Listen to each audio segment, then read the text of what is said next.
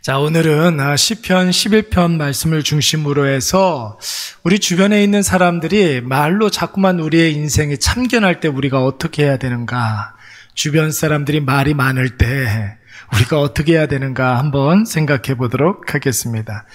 오늘 새벽에도 말씀을 드렸는데 어떤 한 연예인이 행복에 대해서 이야기할 때 이렇게 이야기했습니다. 밤에 잠을 자려고 이렇게 누웠는데 마음에 거리낌이 하나도 없는 것이 행복이다, 이렇게 이야기를 했습니다.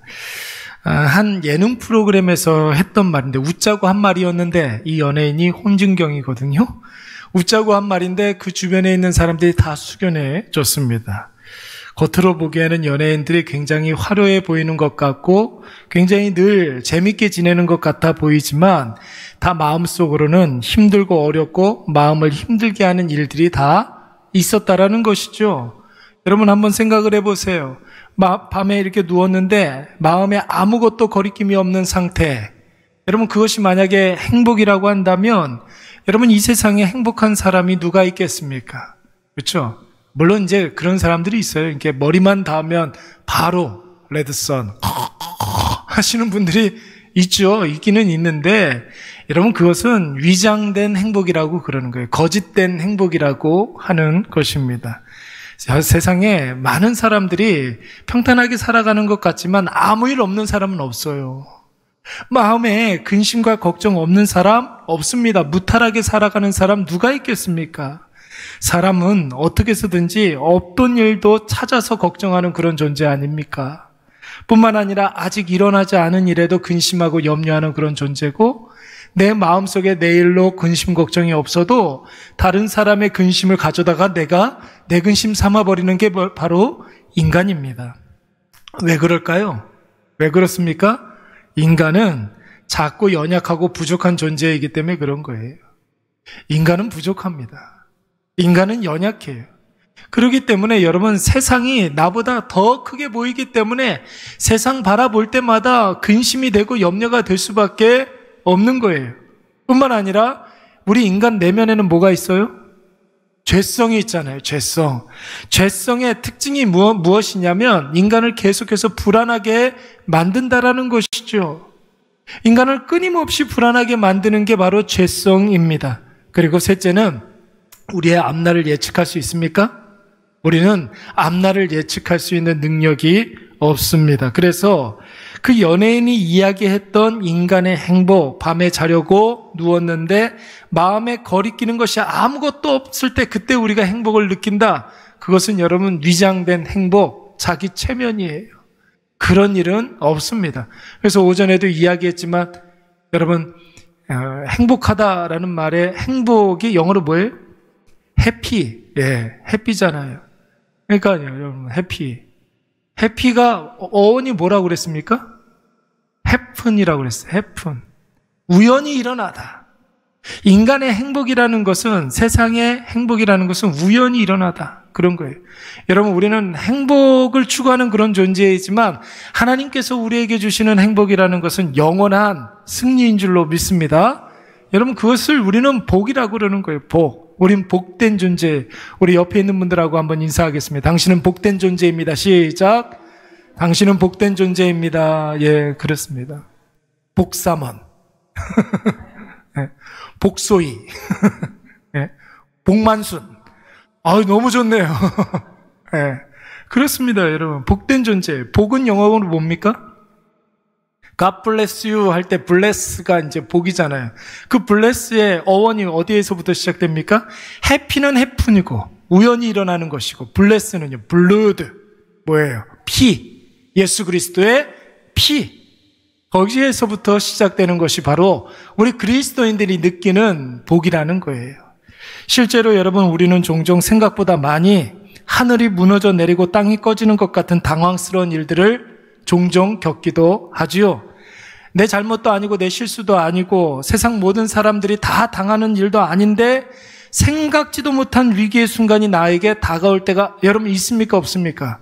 있어요. 여러분 어떤 상황이 당황스럽게 할 때가 있고, 어떤 사람을 만났는데 그 사람으로 말미암아 정말로 큰 시험을 우리가 당할 때도 많이 있고, 내 잘못은 아닌데 어떻게 하다 보니까 내가 큰 구렁텅이에 빠질 때가 종종 있어요. 오늘 본문의 말씀에 나오는 다윗이 바로 그런 위기일발의 상황에 놓여 있습니다. 다윗의 상황이 어떤 상황인지 한번 우리 볼까요? 2절 말씀에 보니까 악인이 활을 당기고 화살 시위를 먹였다 이렇게 하고 있어요. 이게 뭐예요? 지금 다윗을 정조준하고 화살을 이렇게 시위를 먹여서 이게 놓기만 하면 되는 거예요. 그런 위기일발이라는 거예요. 그런데 여러분, 이 화살이 어디에서부터 날라올지 모르는 거예요. 거기 말씀에 보시면 뭐라고 그랬어요? 어두운 데서 쏘려 하는도다 그랬잖아요. 깜깜한데 대적이 원수가 다윗을 향하여서 활시위를 이렇게 당긴 상태에 있습니다. 어디에서 이 화살이 날라올 줄 모르는 거예요. 그러니까요, 여러분 피하고 싶어도 피할 수가 없는 그런 상황이죠. 인간이 예수 없이 살아가는 인간의 모든 삶이라는 것이 바로 이와 같은 것입니다. 언제 어디에서 화살이 날라올 줄 모르는 그런 거예요. 화살이 날라올 것을 우리는 다 알고 있지만 언제 어느 때 날라오게 될지, 어디에서 날라오게 될지를 모르는 것이죠.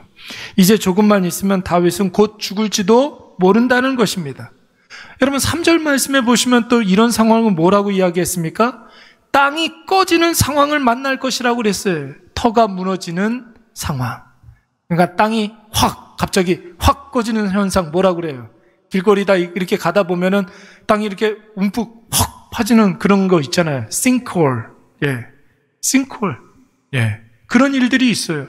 가만히 서 있다가 여러분 옛날에 우리나라 서울에 무슨 대교죠? 성수대교인가요? 성수대교 이렇게 가만히 이렇게 건너가다가 뭐예요? 다리가 확 무너져 내렸잖아요. 그때 많은 사람이 죽었단 말이에요. 그런 일들이 우리라고 해서 우리를 피해가는 일이라고 우리가 확신할 수가 없다라는 것이죠. 여러분 이럴 때 우리가 어떻게 해야 되겠습니까? 우리가 아예 공식적으로 외우고 있는 그런 공식이 있지 않습니까? 하나님께로 달려가야 될 줄로 믿습니다. 하나님께 피해야 할 줄로 믿습니다. 그리고 우리의 모든 형편들을 하나님께 맡기시기 바랍니다. 그리고 난 다음에 하나님께서 일하시는 것을 우리가 지켜보면 되는 거예요. 예, 모든 것을 다 맡기고 하나님께 피함으로 말미암아 하나님께서 우리에게 어떤 은혜를 주시는지 그거 보면 되는 거예요. 아유 목사님 그거 너무 소극적인 것 아닙니까? 천만에요. 아무나 하나님께 달려갈 수 있는 게 아니에요. 아무나 하나님께 피할 수 있는 거, 하나님께 모든 것을 맡길 수 있는 것이 아닙니다. 은혜를 경험한 본 사람만이 그 하나님이 최고의 방법, 최선의 솔루션이라는 사실을 알고 하나님께 피하고 하나님께 맡길 수가 있는 것이죠. 그런 사람에게 하나님의 놀라운 역사가 선명하게 나타나게 될 줄로 믿습니다. 다윗은 하나님과 관계가 참 좋았던 사람이었어요. 신앙이 좋은 사람이었습니다. 그래서 이렇게 하려고 그랬던 거예요.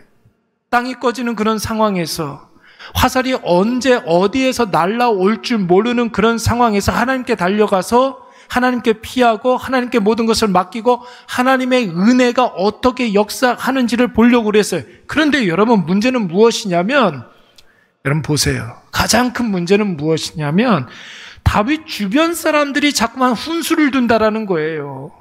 여러분 다윗 주변 사람들이 다윗에게 뭐라고 이야기했습니까? 1절 말씀에 보니까 새같이 내 산으로 도망가라 그래서 새같이 도망가라 그랬어요. 여러분 새는 겁이 참 많아요. 겁이 없는 새도 있긴 해요. 근데 요즘 저하고 같이 사는 새가 두어 마리 돼요. 제가 요즘 새하고 같이 살아요. 여기 환풍기가 있는데 환풍기에다가 새끼를 놔가지고 계속 들락날락 거리고 그래요. 푸드덕 구구구구 짹짹짹. 뭐 어떻게 방법이 없어. 방법이. 아무리 제가 막 막대기를 이렇게 치고 막 그래도 날아가질 않아. 사람을 두려워하질 않아요. 야 담대한 비둘기로다. 아 참 제가 막 깽가리 치고 막 그래도 날아가질 않아요. 네. 기껏 날아가면 앞에 건물에 이렇게 서서 제가 이렇게 갈 때까지 기다려요. 저 앞에 건물에 이렇게 앉아가지고 저 갈 때까지 이렇게 기다려요. 그리고 제가 이렇게 시야에서 싹 사라지잖아요. 또 귀신같이 어떻게 알아가지고 또 날라와요. 비둘기 고기가 맛있으면 제가 어떻게 한번 해보겠는데 여러분, 근데 새는 원래 겁이 많잖아요. 그래서 여러분, 조금만 이렇게 소리가 들려도 푸드득 날아가 버리잖아요. 바로 그렇게 조금만 무슨 일이 있다고 그래서 겁먹고 후두둑 날아가 버리라는 거예요. 빨리 피하라는 거예요. 저 어렸을 적에 요즘은 참새가 별로 없어요. 그렇죠? 저 어렸을 적에 저 살던 동네에는 뭐 시골이 아니었는데 도해지였는데도 참새 많이 있었어요. 그래서 동네 아저씨들이 참새 잡아서 구워 먹기도 하고 튀겨 먹기도 하고 그리고 팔기도 했어요.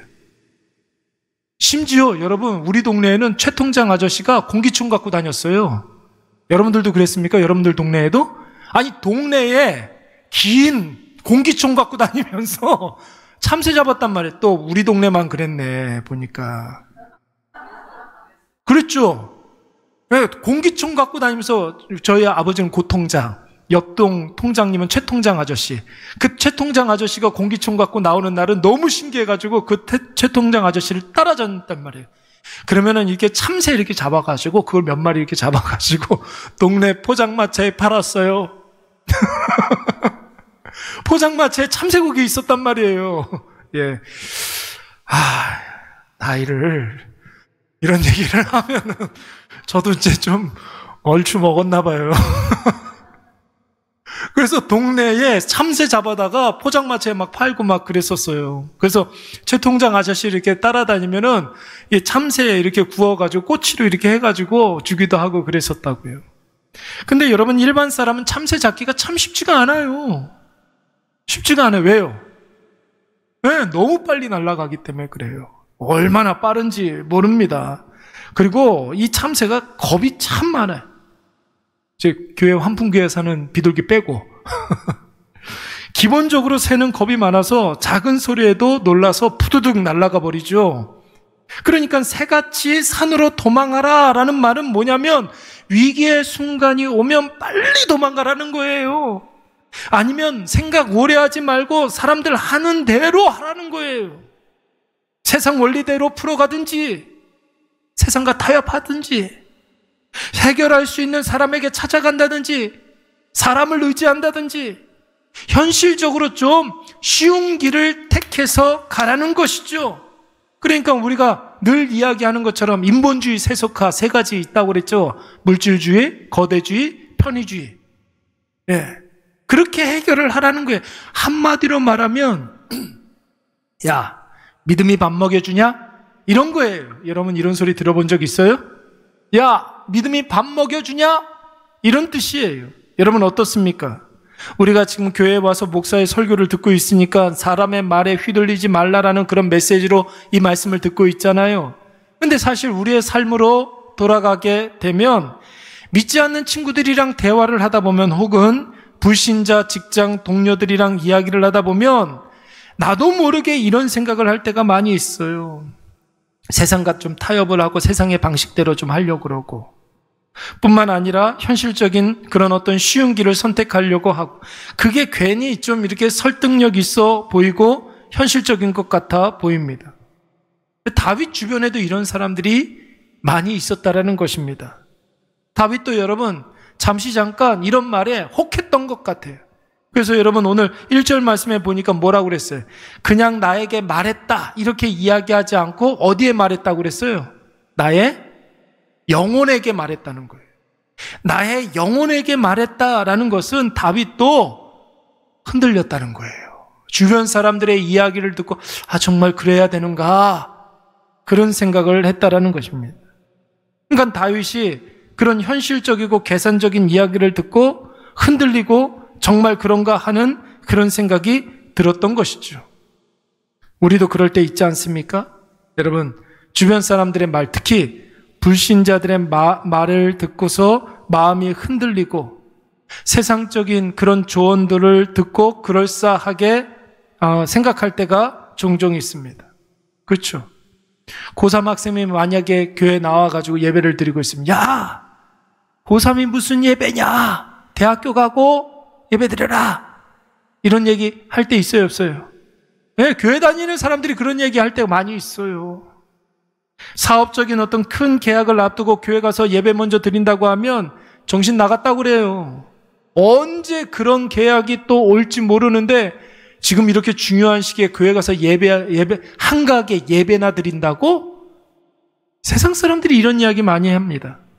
청년들 할 때 여러분 결혼 대상자 어떤 사람을 이렇게 배우자로 이렇게 원합니까? 그러면은 월 수입 많은 사람, 좋은 직장 다니는 사람, 집과 차가 있는 사람, 시댁 식구들, 시어머니, 시아버지 먼저 돌아가신 사람, 뭐 이런 거. 이런 현실적인 이야기들을 이렇게 하면서 기도 많이 하는 사람이요, 새벽 예배 드리는 사람, 이런 얘기하면 정신 바짝 차리라고 그러죠. 이런 이야기 많이 합니다. 먹고 죽을 돈도 없는데 무슨 헌금이냐? 여러분 이런 생각 많이 하고 있어요.